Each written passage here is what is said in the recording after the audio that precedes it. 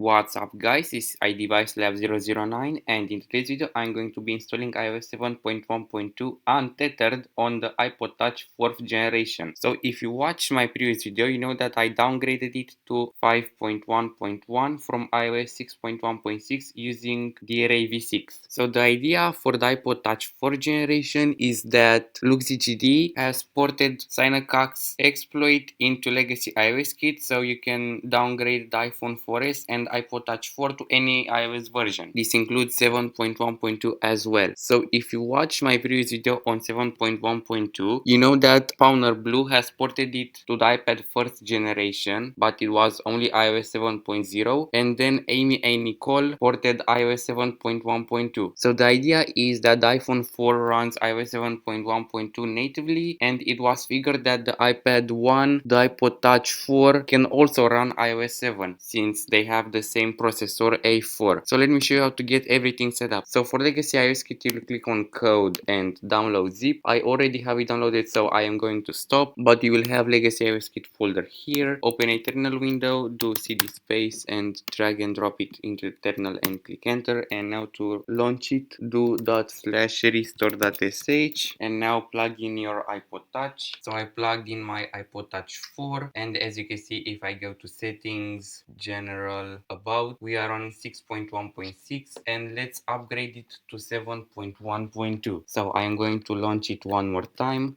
Perfect, and now we can go to restore downgrade 7.1.2. Warning: this unofficial upgrade has some broken device features. Not recommended unless you know what you are doing. Don't tell me what to do. Now we can download the target IPSW. Now we can download the base IPSW.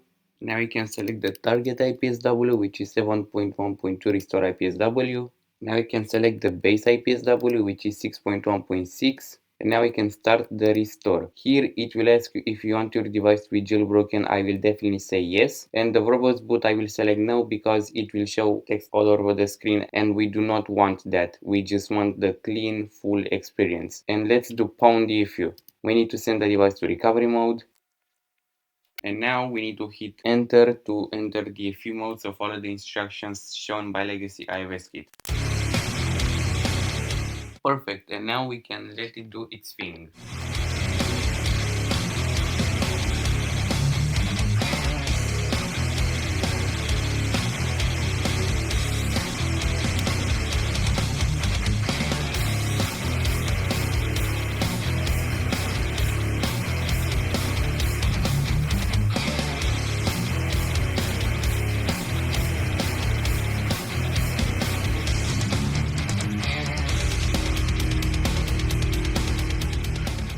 Perfect, the restore has finished, and now I will zoom in on this iPod Touch.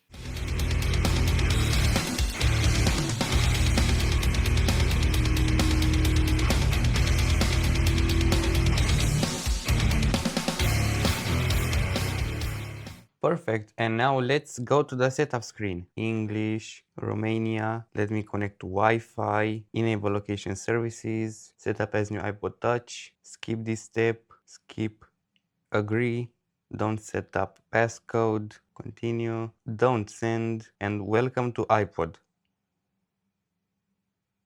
Wow, this looks cursed. What can I say? This actually looks cursed. General, about 7.1.2. We have come a long way. And the ultimate test, I want to see if it is really untethered. So I'm going to slide to power off.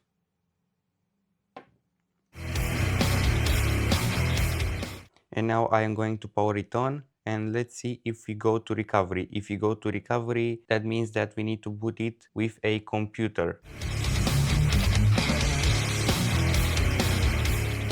And as you can see, it is actually fully untethered, so it can't get better than this. Thank you so much for watching, comment, like and subscribe, and I will catch you in the next one.